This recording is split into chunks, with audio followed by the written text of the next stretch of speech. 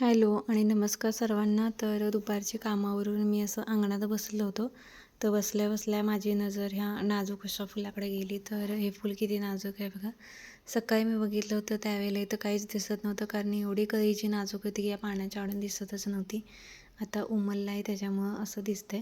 आणि हा आहे केशरी जास्वंद. तर किती छान फूल दिसतंय बघा. आणि इथं आहे तुळशीची रोपही.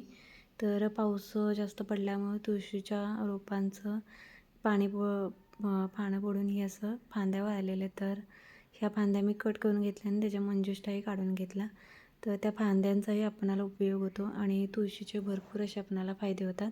तर सकाळी आपण उठल्यावर तुळशीची 3-4 पानं स्वच्छ धुवून खाल्यानंतरही आपणाला उपयोगी असते, कारण पित्ताचा त्रास त्याने कमी होतो. आणि ह्या मंजुष्टा इथं काढून घेऊन मी अशा मातीत टाकल्या होत्या, म्हणजे आपणाला त्याची नवीन रोपे भेटतील त्यासाठी.